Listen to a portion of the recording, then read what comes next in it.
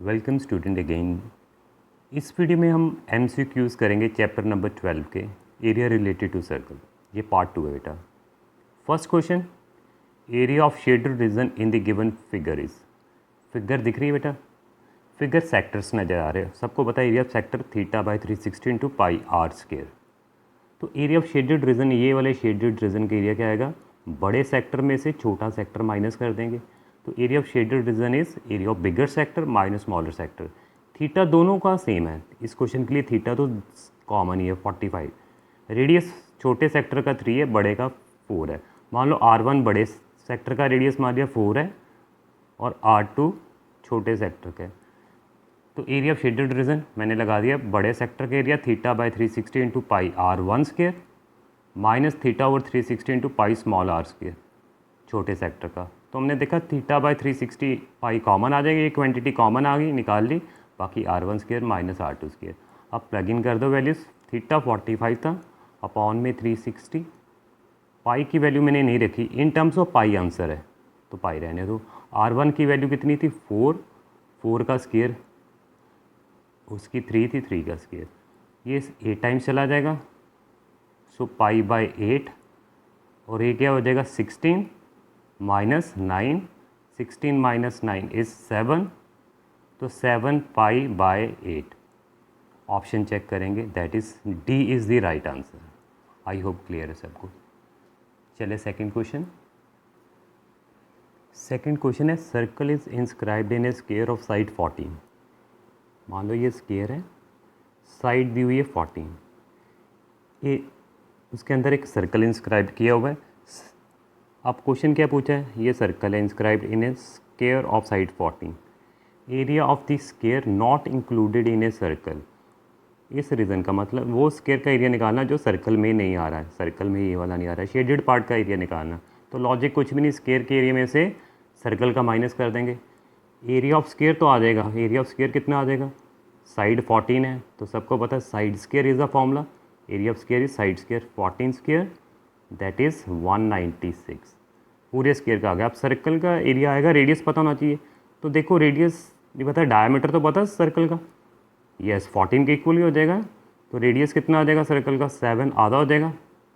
तो area of circle क्या है, सर्कल का एरिया आ जाएगा पाई आर स्क्वायर। ठीक है, area of circle is pi are square, 22/7, r is 7 into 7।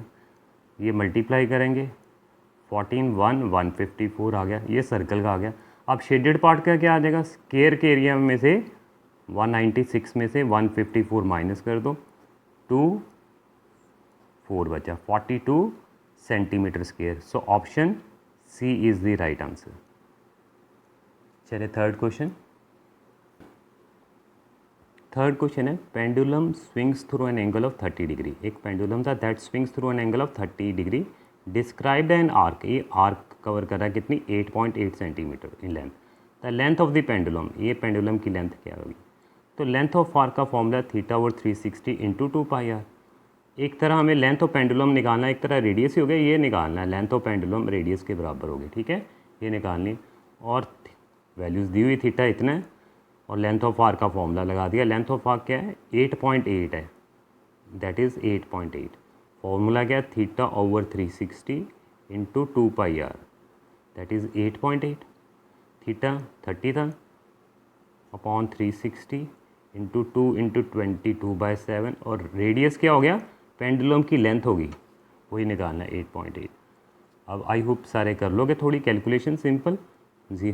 12 times किया, 6 टाइम्स किया, 3 टाइम्स किया, 11 टाइम्स किया, तो आर कितना आ जाएगा, यहाँ बचा 3 7 ऊपर चले जाएंगे, 3 7 ऊपर चले गए, 11 नीचे आ जाएगा। ठीक है, 0.8, 21 ये हो गए, 7 3 सा, और 8 से मल्टीप्लाई करो 16, और पॉइंट जो था यहाँ लग जाएगा, 16.8 आंसर आ जाएगा। ऑप्शन चेक करें, है कोई 16.8, yes option A is the right answer.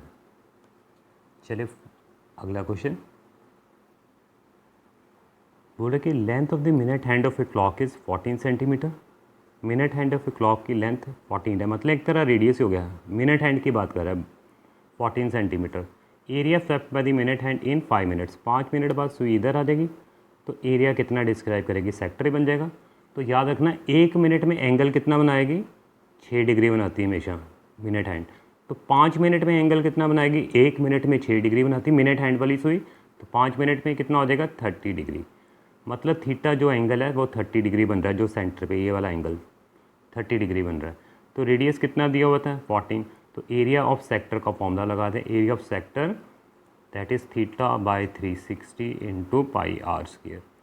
Calculate कर लो अब, थीटा 30 था, 360, 22/7, r is 14 into 14। 0 cancel, 12 times आएगा, 7 2 ज़ा 6 टाइम्स गया, 11 टाइम्स गया। अब बचे नीचे 3, शायद नीचे 3 भी आ रहा है, ठीक है ना। 154/3 करके देख ले बेटा, 51.3 आ जाएगा। So option C is the right answer. Calculate करके देख लें एक बार फिर से।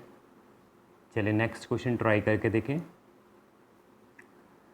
नेक्स्ट क्वेश्चन है, copper wire when bent in the form of A square enclose an area of 121। Copper wire है, स्क्वायर की फॉर्म में है, तो एरिया है जी 121।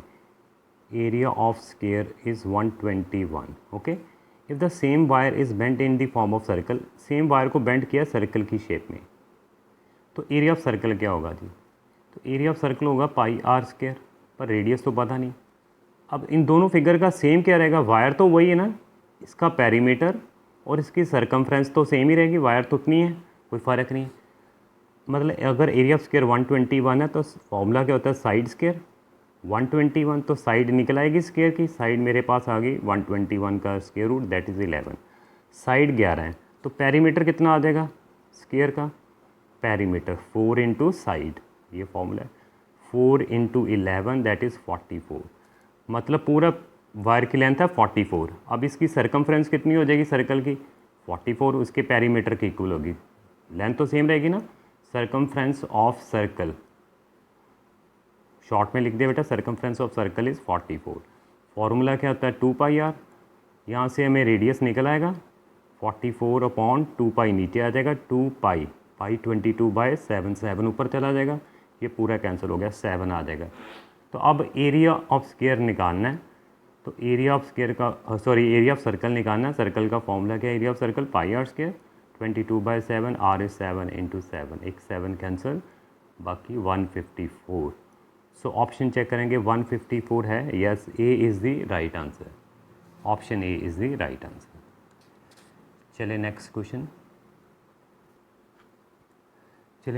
है, in the given figure O is the centre of the bigger circle and A C diameter, A C diameter है बड़े circle का, 2 सर्कल दिख रहे हैं।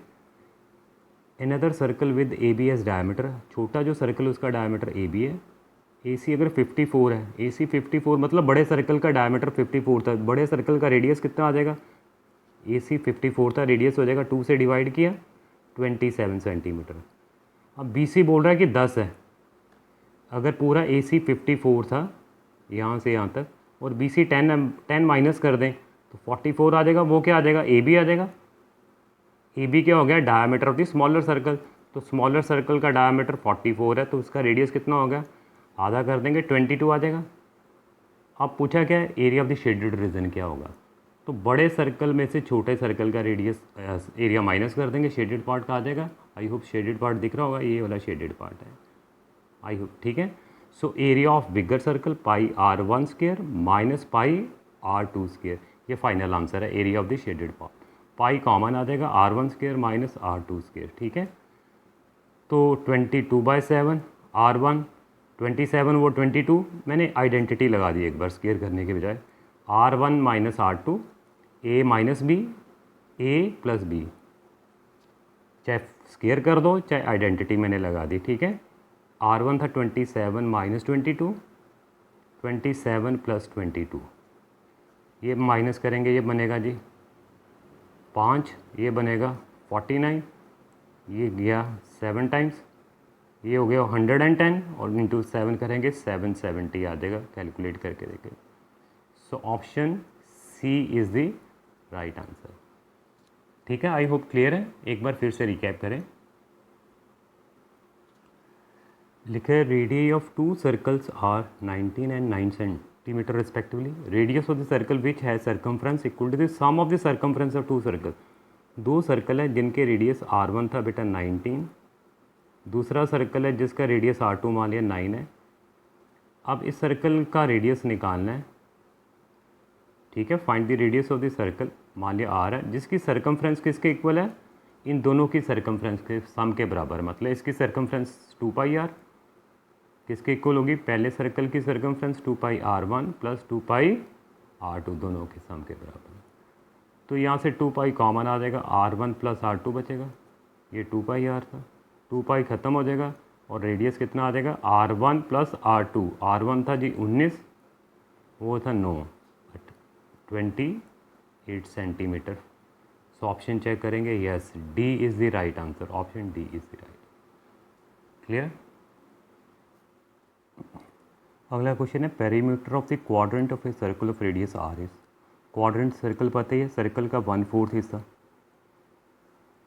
ये हिस्से को बोलेंगे क्वाड्रेंट, ठीक है। क्वाड्रेंट का पेरीमीटर क्या होगा, पहले तो देखिए ये वाली पार्ट क्या है, ये रेडियस है, ये रेडियस है, ये कितनी चीज़ होगी, पूरे सर्कल की सर्कमफ्रेंस कितनी होगी, सबको पता है 2πr। तो इतना रीज़न जो हमने किया अभी शेप, ये कितनी हो जाएगी, ये वाली चीज़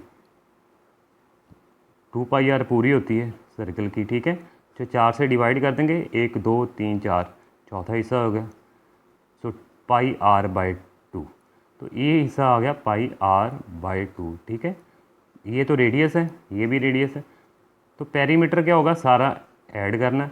तो πr/2 प्लस r मतलब 2r ऐड कर देंगे। ऑप्शन 2 एलसीएम ले लो, तो क्या आ जाएगा, πr प्लस 4r आ जाएगा, ठीक है। कॉमन आ रहा है ना इनमें से, क्या कॉमन आ जाएगा, यस r कॉमन आ जाएगा, r कॉमन लिया और क्या आ गया 2 भी नीचे से, बचेगा पाई प्लस 4 सॉरी, मैंने r कॉमन ले लिया और 2 कॉमन ले लिया, पाई प्लस 4 बचेगा। और ऑप्शन चेक करें है कोई, yes option C is the right answer, r/2 pi plus 4। I hope clear हो गया होगा, एक बार फिर से रिकैप करेंगे। चलिए, थैंक यू वेरी मच बेटा।